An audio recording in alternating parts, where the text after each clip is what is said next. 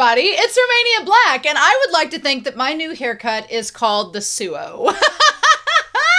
I'm channeling Suo and Sakura and Kanji and Narai and everybody from the Rappo Chica in this episode 9 of season 2 of Windbreaker. Is it a Chica or a Chiza? We'll find out today.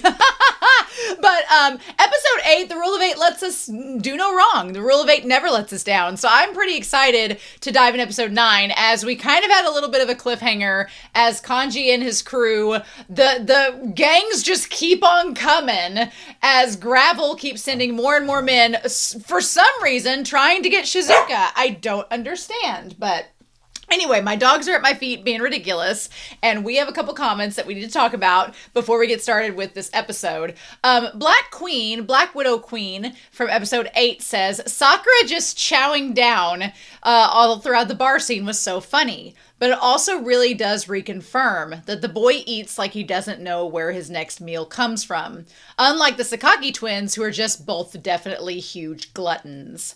That, I don't know if I talked about it in the discussion for episode 8 or not, but that did cross my mind that Sakura is eating like any meal he can get because, you know, he's living by himself and he doesn't know when the next meal will be from, so... And that's a really, like, sad but true thing to point out, whereas I think the twins are just fine. And then Sunspots for episode 8 says, speaking of protectiveness, I really love how clearly we are shown that Sakura thought protection was only possible through dominating a fight. And we have Kanji saying that resilience and consistency can also be protective. Our sweet bean is learning so much. I love that. I love that Sakura is figuring out that you just don't have to be dominant in a fight. You can also be resilient, and that can also allow for protection of others. So that's great. Love that. The only other thing that I wanted to talk about was some people brought up the pole dancing, and a couple people being like that Tsubaki's underage. And I want to make a couple distinctions because I'm in my mid-30s. So I've got some age on me, and I got some, you know, experience, wisdom to share, all this, but I don't view what Tsubaki is doing as inappropriate for a couple of reasons. One, because I think some people, especially if you are from the US, have a maybe narrow-minded perspective. And it's not that you are narrow-minded. It's just I feel that there is, especially in my own country, a narrow-minded perspective on pole dancing in general. People just think it's sex work. They don't see it as a performative art form, whereas outside cultures can view it as something different. And to be honest, Tsubaki's not stripping.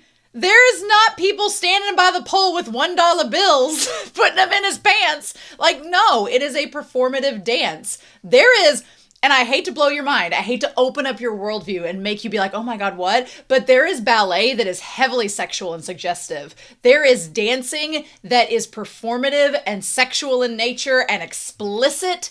And it is no different than what Tsubaki did. Like it is, I feel like there's a lot of pearl clutching, and I'm like, we need to open our worldviews. We need to critically think. We need to understand that not everything is black and white. That's important.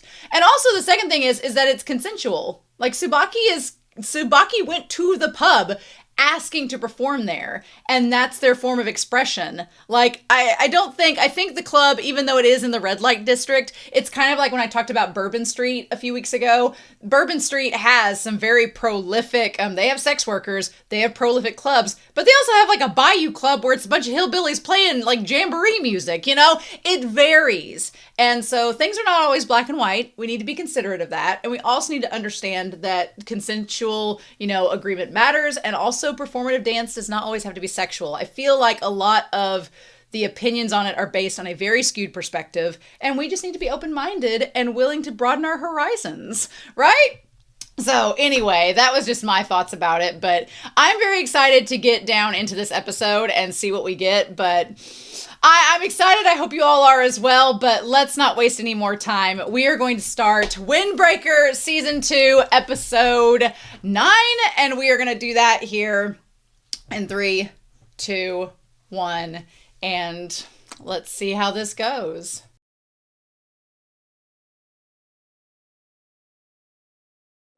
I wanted to see Tsubaki fight, and I've not been disappointed yet. So, wow, girl, I wanted to shake Shizuka being like, girl, what are you doing? But to Shizuka's credit, I do understand where she's coming from, but I'm like, we as the audience know, like, girl, you were not picking the right decision here. So I'm glad that they were able to keep her from walking away with those people, because I'm like, that's a serious matter. A very serious matter. So let's jump into the bingo card before we get too started in on this and just see what all we get here. Sakura blushing? Did he blush this episode? I feel like he might have, but I don't know. Suo's elegant fight moves. Did Suo really fight in this episode? We're going to come back to those. Narai did have a kind of freak out, because he did have a freak out while he was trying to protect Shizuka from going along with them. A handshake or a hug? Yeah, I'm gonna call Shizuka going back up to Tsubaki at least a handshake. No Kotoa, no garden shot, new character backstory. We did get a little bit on Shizuka. We can count that. Abs on display? Yes, abs, backsides, all sorts of things. An antagonistship with Sakura? No, there was a brawl. Torn clothing? I don't know about torn clothing. Sakura did do a flying kick. Kaji was not there. Umemiya was not there. Character derp face? No. Well, I'm not going to count Uryu in the mask as a derp face, because no. Wind chime symbolism, no Hiragi. I was waiting for Sakura to grab Shizuka and give a piggyback, because it's one of the few we don't have for the blackout. And I was like, dang it. Beaufort has not aided the townsfolk. That's mainly Rappo doing a lot of that. No Sugi, no Sakura, New Gang. Not New Gang appears. There was a bloody knuckle from ye old, what's his face? Shuhei.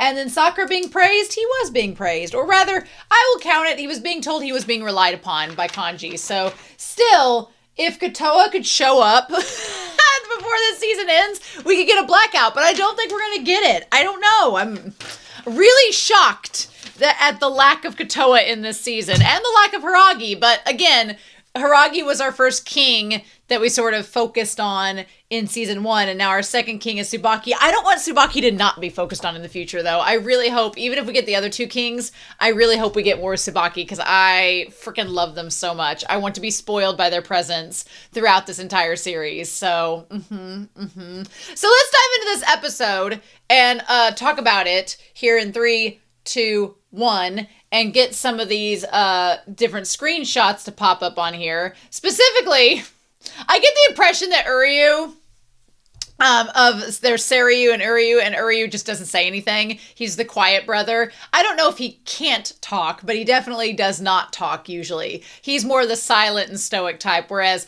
Seiryu is just like, Sakaki is just like a social butterfly everywhere. I like these posters. There's one with these bears. There's one that says guitar battle on the new stage. One says Liv and Dan Ultimate Step Midnight Live. No name band rock festival is hilarious. That's great. Like, I like seeing the little details in all the posters.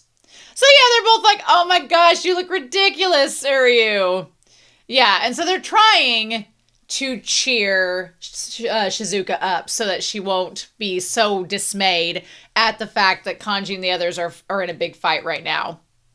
And she's trying to put on a good face. The thing is, we find out that she is from the Sanaba district. She's actually from where Shuhei and the others are, and she kind of got out of there, left, and came here to try to start a new life, and now they're causing all this trouble trying to get her back. And we learn a little bit more about that in this episode, but I feel bad for her because, of course, there's probably an aspect of her that feels guilty, like she's at fault. That it's all her fault that all this is happening, because she's like, if I just hadn't left home, none of this would have happened. And it's like, girl, you can't think that way, right?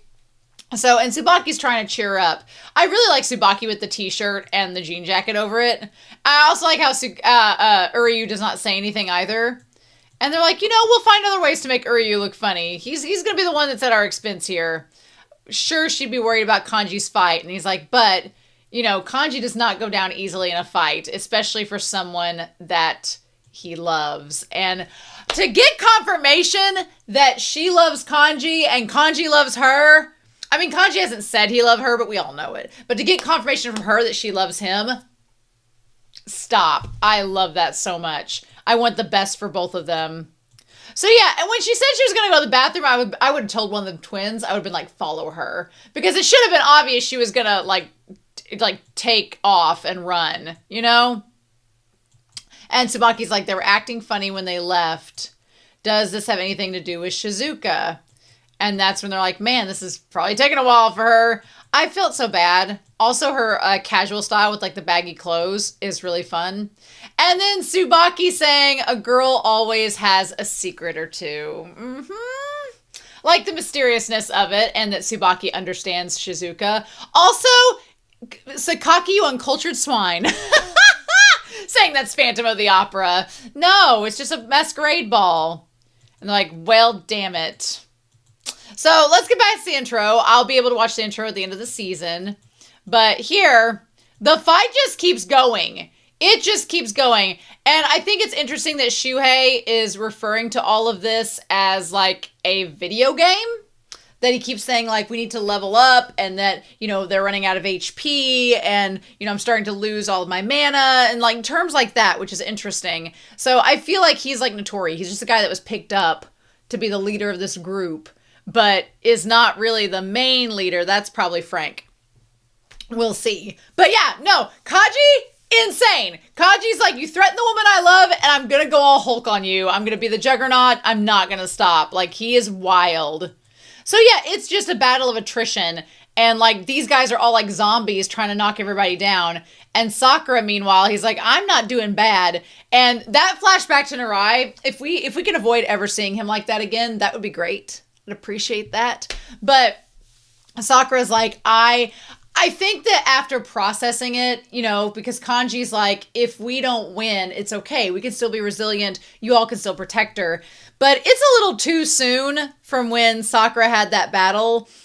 And he's like, no, I don't want to lose. That's just not in the cards. I've seen what that has almost looked like before, and I wasn't a big fan of it. So he's like, I didn't get its meaning, but I thought it was impressive. Everyone in front of him is going to get knocked out.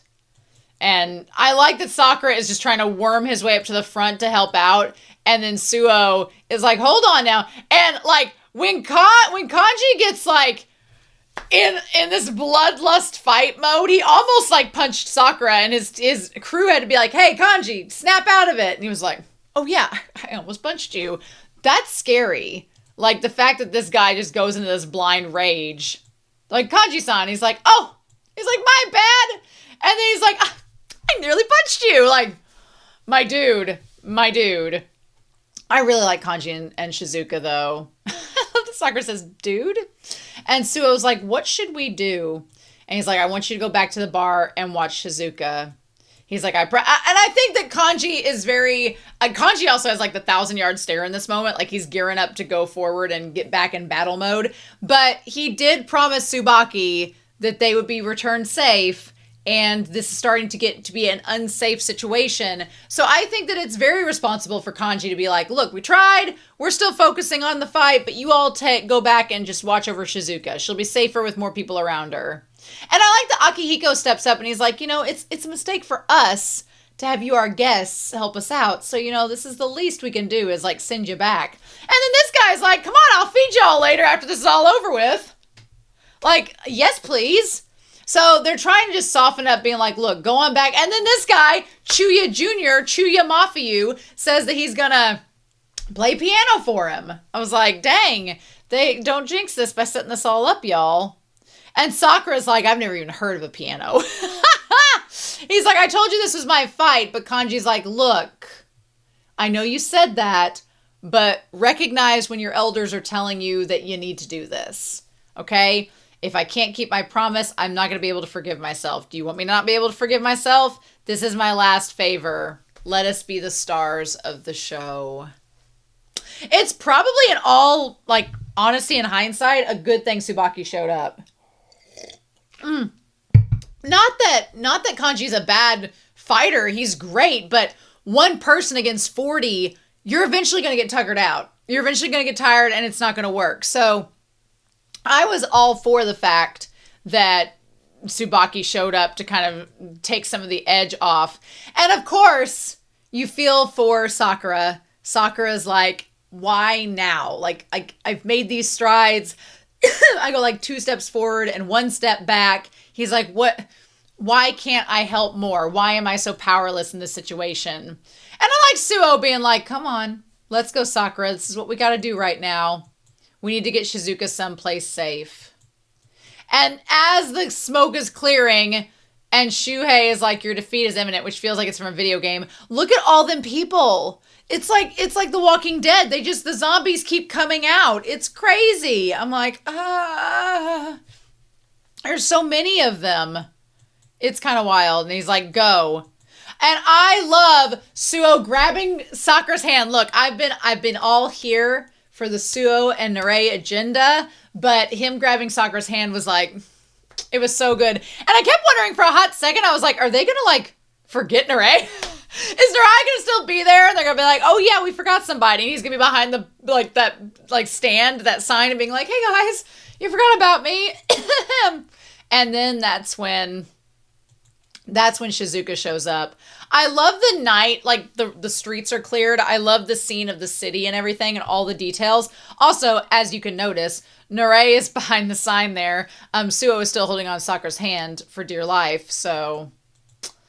And then they're like, why are you here? And then Shuhei pulls out this picture of her. And I'm assuming that that's Kanji she's talking to, because she seems really happy in that moment. That's Shizuka Narita. And he's like, does that mean that we won? And Kanji's like, why are you here? And there's a part of me in the episode that was so frustrated with her. I'm like, girl, you cannot think that this will solve the problems. And I'm like, if you love Kanji, why would you leave him? Like, no. And I understand where she's coming from. In her mind, she's like, well, if I just go back and if I just leave, and that, you know, that speaks a lot to her mindset. She's like, if I just leave, then things will be fine and they'll quit bothering you and things will go back to normal for you. She positions herself very much as an outsider from the start. And in her mind, she's like, I'm this outside element that shouldn't belong in with you all. Got this little phlegm in my throat. So I'm this outside element that doesn't belong.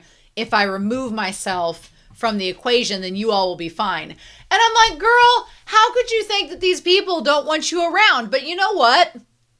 In all honesty, there are lots of people that they get so insecure that they think that person wouldn't want them to be there and that they aren't welcome. And it's like, no, that's not true. And you just want to like gently shake them. And so I just, Shizuka just made me so frustrated. And I was like, do not go with them. Like, that's horrible, especially knowing what could possibly happen to you, which we're going to talk about. But I also like that Narei stepped out and was like, no. And the fact that both Narei and Sakura can relate to her is pretty important, because he's like, I know what it feels like to be powerless, but seeing Kanji and them fight, like, if you just go with them, you know, they've wanted to protect you. Like, that's going to be a big waste. All their efforts are going to be wasted if you do this. He's like, I can't let you go. And of course, she like shoves past him. And she's like, I appreciate them just as much. Before she shoves past him, we get a little background where she came to this town and was clearly not in the best mindset. So, from the Sanaba district, it's clear that she's being targeted, possibly because she was chased out or ran away because of the idea of being bought out by this wealthy guy, which sucks. And then freaking Kanji, he like comes up to her in the snow, sees that she's cold, offers her his coat because he's a freaking gentleman. Oh my gosh.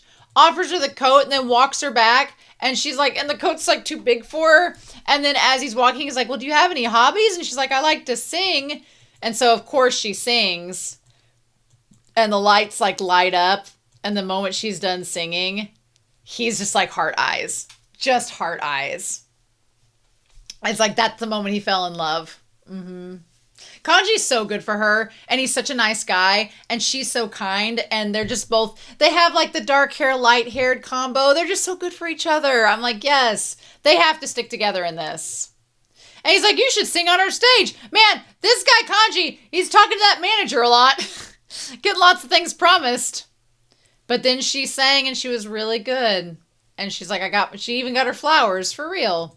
She's like, I was surrounded by so many wonderful people. Which I love the little shot of Tsubaki, like, seeing her sing and coming over and giving her the big hug. Like, that's so cute. Tsubaki being, like, the big sibling to her.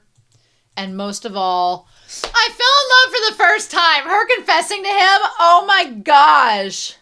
Like, no, you have to stay together now. You can't go back with them. There's no way.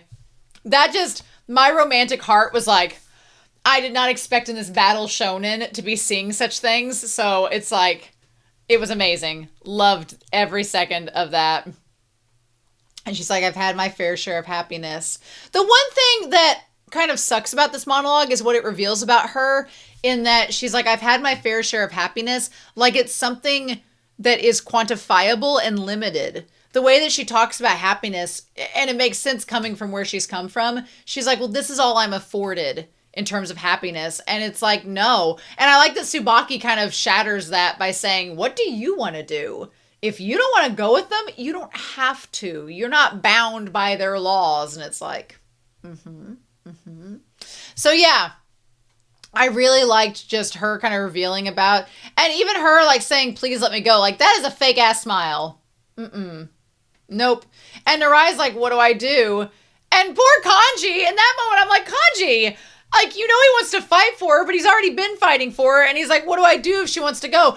That speaks so much for him, is that he was not doing like the toxic masculinity thing where he'd be like, you're going to have to stay here because I said so, little lady, or like something like that. Like, Kanji was seriously like, if you want to go, I guess, but I don't want you to.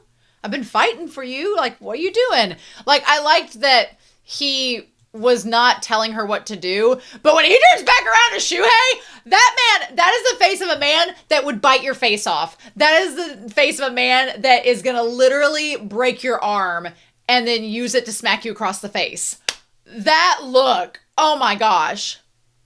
Nope, nope, nope, nope. Do not mess with Kanji.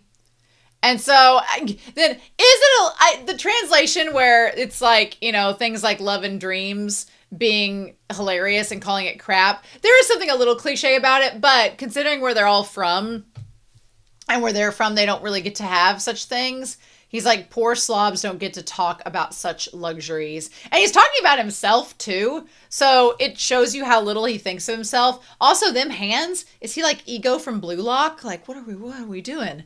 But you can definitely tell that they've got a chip on their shoulder based on where they're from, right? You're from the same place as us. You have no relatives and you were getting by with a cheap cleaning job. And then come to find out, in the midst of that shitty life, a rich old fart offered to buy you and you ran off. Well, I can't imagine why. Like, they say, like, buy you, like it's just something so simple. And I'm like, that's called sex trafficking. That's called human trafficking. And like, no. Nope. Absolutely not. And that's why I was like, girl, do not go back with him. That would be awful. Like, even if it was just for, like, favors, that's still awful.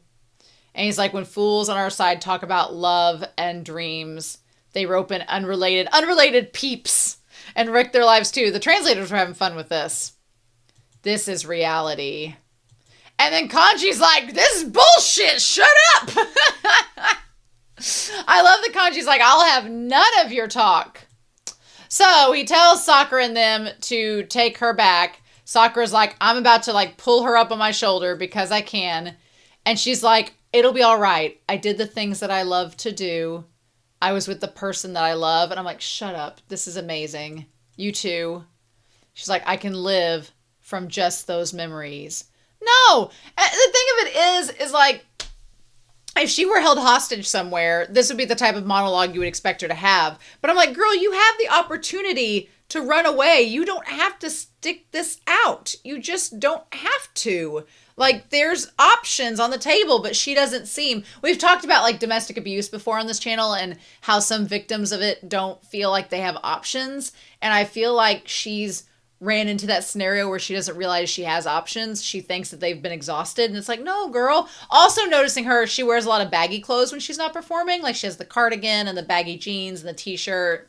It's super... I love her style. But yeah, and just as Sakura gets about ready to put her up there, that's on his shoulders and run away with her, that's when the twins show up. I can definitely tell the twins apart. Their hair is the biggest thing. Their hair is one's wavy and one's straight. And the fact that one talks and one does not. And then, I'm sorry, but can we just focus for a hot second on how Tsubaki just absolutely runway walk up there? Like, yes, the runway walk in them heels. Also, the fact of Tsubaki fighting in high heels. I don't know if you've ever walked in high heels before. I have for competition. Walking in high heels, your ankles are so, like, in pain by the end of the day. The idea of running, kicking, and dancing in them. I don't know how he does it. I do not know how he does it. But yeah. And he's like, if I'm not here, nobody will get hurt. That's what you're thinking, huh? But what do you want? I love the way they're positioned. Like, there's Sakura and Narai on either side. And then there's the twins. And then there's Shizuka and Tsubaki. And Tsubaki's like, now tell me what you want. And that's when she reveals and basically gives us the thumbnail. I want to be together with everyone. Also, I love the fact that Tsubaki is in such a close relationship with Shizuka that when he asks her what she thinks, she can talk to honestly with him and let him know. Love that. So yeah. And then just gives her the big, we did get a hug in this episode. Yes, that's a great hug. Look at that right there. Yes.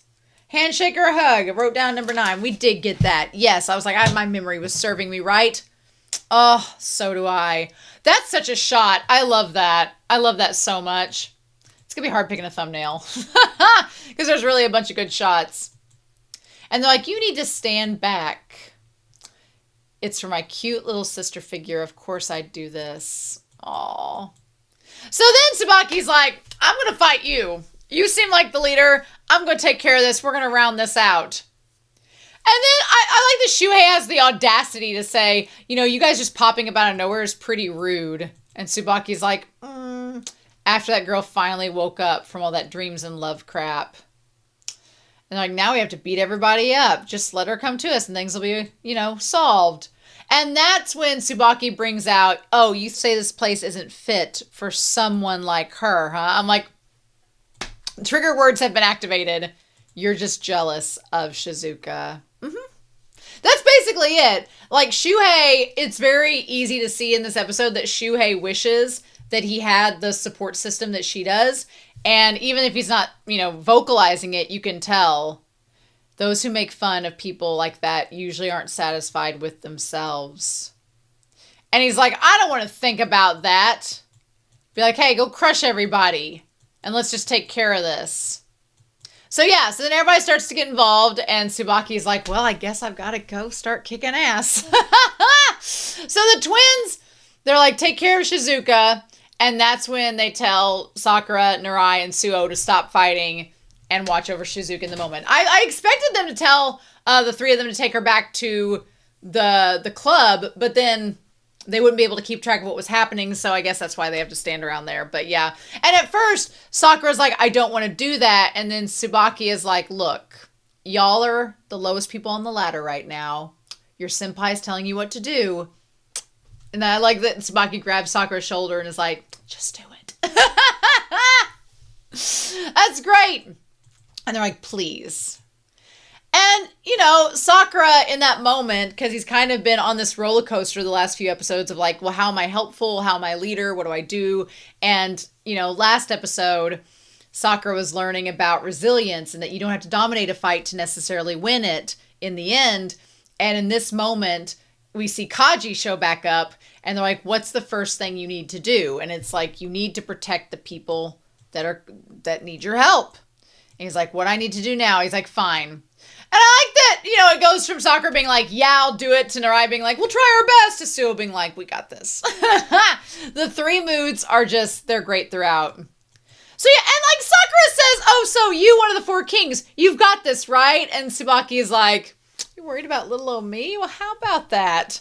No, Tsubaki, the moment I saw Tsubaki pole dancing, I was like, no, we're good. Tsubaki's got a core strength to them. We're going to be all right. And Tsubaki's like, it's more like I just need to make sure I don't go overboard. So Tsubaki's like, all right, Kanji and Rappo Ichiza, which we find out is Ichiza, you guys concentrate on the enemy in front of you. The man bun boy is mine. Not Brandy song version of the boy is mine, but I just love the flick of the hair. Love it. So they all go after him and they're like, Seiryu, Uryu, Flotsam, Jetsam, clear me a path. So yeah. And they're like, here we go. Can we talk about the choreography with the twins? Can we talk about the choreography with the twins? That was amazing. The one where they did the black flip over another person and then they grabbed each other and were just knocking each other out. Like Suho says, they were so in sync. They looked fantastic. Like, are they gymnasts? Have they done a dang gymnastic routine? Because this is what I bring it on, right? And then just, I also like Sakaki's shirt with palm trees that just says, yeah, on it. We'll see. Yeah, it just says, yeah. It's got palm trees. It's a white shirt that says, yeah, with the palm trees. I need that. I need that in my life, to be honest. That's so good. And they're like, don't look away. I like that Sakaki, Seiryu, is telling Uryu kind of how to fight. So I want to know more about the twins. I want to know more about their backstory. And then this guy with the navy shirt comes up. That back roll. Let me back up real quick and show you all. That back roll in this moment, that was so freaking good. The choreography with the twins was amazing. Loved that. That was just so much fun to watch. Yeah, there's that ab shot. There, we got it. Did I mark that? We did get the ab shot. Abs on display. We did not get Suo's elegant dance moves, so we're gonna leave that out. But yeah, the twins are awesome. I love them. They're so in sync. And then Tsubaki's like, hi, I'm strong enough to grab you with my giant hand. So, and I love that they resemble Suo a lot in their dance moves. They just do it very elegantly like a dance and just fling them away. Although it feels more like kind of like a paso doble maybe. But yeah, and then if I were kicked by someone with that strength and heels, that would hurt like a mother too. They're like, sorry, somebody's waiting for me. Like, what kind of songs do you like? We could totally dance. I like the fact that Shuhei kept squeezing their nail into their palms till it drew blood. Like, just as maybe it's a way to wake themselves up. Like, if they feel pain, they'll get into the fight more.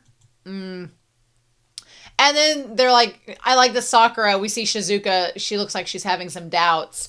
And Sakura's like, he's like, you aren't still thinking if I wasn't here after all of this now, are you? You said you wanted to be with everyone, and that's why they're all fighting right now. Your powerlessness, your frustration, swallow it up and brace yourself and take a good look at all of them working on your behalf. And he's like, and in return, I won't let anyone lay a finger on you. Sakura, that was a good speech. That was a good speech by Sakura. I appreciated that. Him trying to reassure her. And she's like, okay. Yep. None of the enemies are making their way over there. I've got to hand it to one of the four kings. And then the twins just cut that pathway for Tsubaki, get all the people out of the way, and Tsubaki just strolls on up there, short shorts and jean jacket, looking amazing. And then look at either side of them, they're like, we're here. Like, the twins with Tsubaki, also Tsubaki just looks like ready to go. They're like, I came here to chew bubble gum and kick ass, and I'm all out of gum, so what we gonna do? And then, yeah, I like Sakaki's like, hey, come here, bro. Over here. And he's like, okay. And then they grab hands. I loved the spinning move. That was great. That looked amazing. The choreography in this episode was so much fun, and I really enjoyed it. There was a lot of, like, even gripping the hands and, like, tossing people, like, between the legs and underneath. So good. Loved that so much. So, yeah, the twins are a lot of fun to watch in a fight. I also liked when the one twin was, like, threw him up in the air. Like, flipped him over. I was like, they remind me a little bit of Ouran High School Host Club of the twins on that one, but a little bit different. A wee bit different, if you will. But yeah. So, while they're having this, and that shot where Sakaki, like, swings under the legs. Great. So, in any case, there's a ton of guys and they were having a hard time, but we've done a pretty good job clearing the way. And I like that Tsubaki gives a lot of credit to Kanji and his crew being like, look, we just showed up when they were starting to get overwhelmed. They did all the work here. Like, besides, those kids worked hard too. I love that Narai's like just ready to go. He's like, we're good, we're good. So Shuhei sees them come up. Speak of the devil, here they come. You guys fighting over here. Yeah, and then Kanji and his crew. Yep. Oh, that's so gross. He's like, you're stupidly strong as always. Well, not as much as you. Okay, we're almost to the captain. But he's gone. Instead, he shows up to attack them. Also, small tiny detail, you can see whenever Shuhei like lands, his back gets exposed, and they did a job of like showing how thin his back is. There's some lines there that I'm assuming are like his like backbone. Our poor boy needs some food. He's talked about being hungry. Our poor boy needs some food. So yeah, he went to try to punch our sweet Tsubaki in the face and was stopped mid-punch. I'm delighted. You finally got in the mood. Shall we dance? I love that so much. I definitely want the thumbnail to involve Shizuka because she's kind of the center point of this episode, and I figure next week we're going to have Shuhei versus Tsubaki, so. But I definitely love that shot. That's so good. And Tsubaki is strong. Tsubaki like has the moves, the coordination, the strength. How these people on this show fight in flip-flops is beyond me. Not even sandals. Like sandals at least have a strap on the back where it like makes it to where you don't fall out of your shoe or whatever. Those are basically little flip-flops. No, I wouldn't be able to walk in those 5 feet, much less be in a fight without them coming off my feet. Are you kidding? This man has like done so much practice staying in his shoes so he could walk. I would have taken him off by now. And they're like, that guy, he's keeping up with Tsubaki and he's pretty good. Who would have thought a gang as large as ours would have had this much trouble? Oof. It must because you eat good food. I like that he very much is blaming lots of things on other factors. Like, he's like, why are we losing these fights? Oh, you guys are privileged and have all the food, so that's why. And Tsubaki's like, I don't want to hear this. But yeah, trying to give an alternate excuse. And they're like, I'll dance with you, but you better fork over every last cent you have. The blood on the hand, too, is like so gross. And Tsubaki's like, fine. I really thought Tsubaki at some point was going to put their hair up, like in a ponytail, but to get it out of their face, but no. So then we do a West Side Story face-off. Tsubaki immediately employs what could be considered the roly-poly technique, except instead of becoming roly-poly, they just become like a salamander on the ground. But it's the same technique of like lowering yourself past where they can see and trying to throw them off balance that way. Same technique. Suo was not incorrect. But Shuhei actually ends up being a pretty fierce opponent in this episode. Tsubaki was having some trouble keeping up with them. And then as the fight got pretty heavy, that's when they managed to nail a punch on them. I thought this would be easy money, but it's not. And Tsubaki's like, do you really think we would allow you to make even a single dime from her pain? I'm like, that line. I love that line. Do you think we're going to let you make a single dime out of her pain? Tsubaki, I've been wanting to see them fight, and they have not disappointed. It's her fault for not knowing her place. And that's when he punched Tsubaki, which our lad is made of lead and iron and will. And I freaking love it. That did not stop them. Although everyone is surprised that he landed a blow on Tsubaki. Apparently that's something that rarely happens. And so then he licked his knuckles and then spit, which felt very insulting to Tsubaki. And they're like, not only does... Oh! Wait, I want to go back to what he said there. Because there was... Okay. Is that makeup on the knuckles? I thought it was blood at first, but it looked like it was like blush or makeup that got on there. Painting this kind of crap on your face. Okay. And then he licks the makeup and spits it out and says, not only does it taste terrible, It doesn't fill your stomach or quench your thirst. Which I definitely view, if you look at Shuhei kind of has like, if you're looking at Maslow's hierarchy of needs, Shuhei doesn't have like the basic access to like the bottom of the pyramid where it's talking about needing food and water and shelter. Like Shuhei struggles with that. So then you get up to, Tsubaki, who's talking about like self-actualization and love and recognition and agency. And that's like way up in the pyramid. Our boy Shuhei doesn't even have the basic essentials yet. So asking him to comprehend and understand what you mean by, wanting to have love for oneself and your heart to grow bigger, it makes sense why he doesn't quite get that. And then Tsubaki's like, I'm not envious of that one bit. And he's like, idiots who spout useless crap like that will never beat me. And Tsubaki's like, yeah, I think I can, though. And then Tsubaki says, I become stronger when I wear makeup. Which, yeah, they're like, I'm stronger when I wear makeup because I feel in my power dressed this way. When we compete in competitions for public speaking, I always tell them, I'm like, wear your power suit like first when you start off, because you're usually nervous the first day of competition.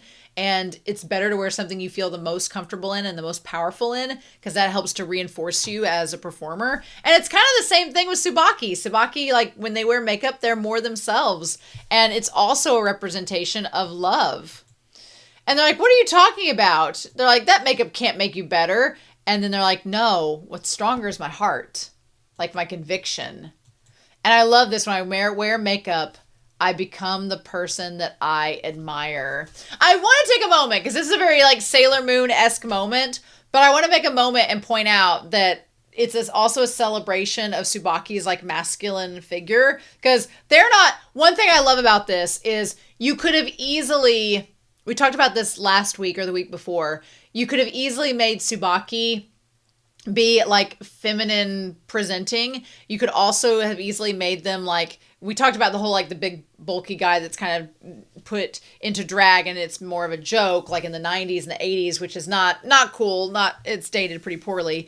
But what I like about this is it reminds me a lot of Shi Lien from Heaven Official's Blessing, where even though they love fashion, they love like the shiny things, and I don't want to give away spoilers, but basically they want to be viewed as a man, even though throughout the story, a lot of people say that they seem more feminine. They're like, no, but I am a man, And so they're comfortable in their identity, but they do recognize that they present this certain way, but they also are exploring things that are considered culturally taboo. So in Tsubaki's case, Tsubaki's like, I wear makeup and I'm the person that I'm meant to be. And I'm a man and that's okay. And it's just great representation. And it's also a great moment to kind of celebrate just you being you and defying societal norms and stereotypes. And I love it. And I love this montage where like it fills me with happiness and I feel I can try harder. When you feel like you're your best self, of course you can try harder. And I love that frame. Like, that's awesome. I just love the shot of them. And I love it's like the pink and the blue together and it becomes this like purple. It's great. And so then we see they're like, no, the feeling of love, no matter what it's for, strengthens your heart. Yeah. And so we see Tsubaki at Bofurin with the twins. We see, was that Mrs. Ito? We see Tsubaki with the twins. And then we see, we see Shizuka at the dance studio. She's got the bandages on her hands. And then we see Mr. and Mrs. Ito. And I love that Tsubaki is a kid again. And then it cuts back. Oh, what a speech. And everybody's like, okay. And Shizuka's so moved by what Tsubaki says. And then Shuhei just doesn't understand. They're like, are you insane? Your heart. They're like, what happened? Who cares if your heart gets stronger? And at that point, Tsubaki's like, oh, okay. Tsubaki thinks, I thought you were kind of like us. And, you've been through a lot of hardships and, we're having a crisis of identity. But I could see your hardships are in different areas and we are not so similar as I once thought. Never mind. You really don't know how it feels. And the fact that Tsubaki's like, you poor thing. You don't even know what it's like to have something to strengthen your heart. That's really sad. And I kind of get where Tsubaki's coming from. I still don't want Shuhei to succeed in their mission, but I get where Tsubaki is coming from and feeling a bit sympathetic. And so then Shuhei's like, I would never lose to a guy like you. And Tsubaki's like, what do you mean a guy like me? As I knock you into next Tuesday. So yeah, I will show you the power of someone you scoffed at. Oh, that look. Just roll the hair back. Mine's all chopped off now, but roll the hair back. And then that is the ED. Oh, this episode had a lot of action in it. It was a lot of action. I love the twins. I'm glad Shizuka did not go with them.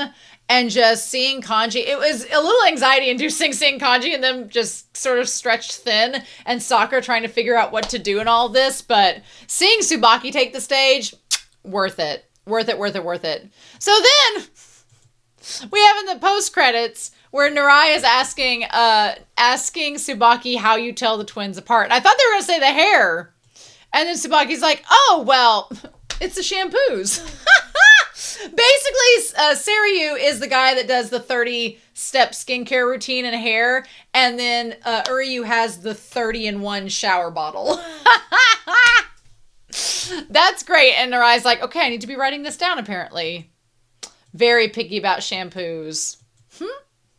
So, yeah, this was really adorable, the little chibi thing at the end, but the episode was great. I don't know. I mean, I'm sure that Tsubaki is going to beat Shuhei, but then as far as what goes on after that, I don't know. I don't know what's going to happen. Check my April 2026 update to see if you're watching in this month when the next episode is going to be coming out, but I've got to be traveling for the tournament that my team is coming up for, so it's going to be really hard not watching episode 10, but we only have 3 episodes left, and I'm kind of like, I want to try and savor these episodes for all I can before the season's over, so that's probably what I'm going to end up doing. But in any case, I hope you all have a wonderful week. Please stay safe. Take care. I can't wait to hear your comments down below about this. Please like the video, comment if you want to, and that helps the channel with the algorithm. And I will be back very soon with more of Windbreaker, and we'll see what happens next.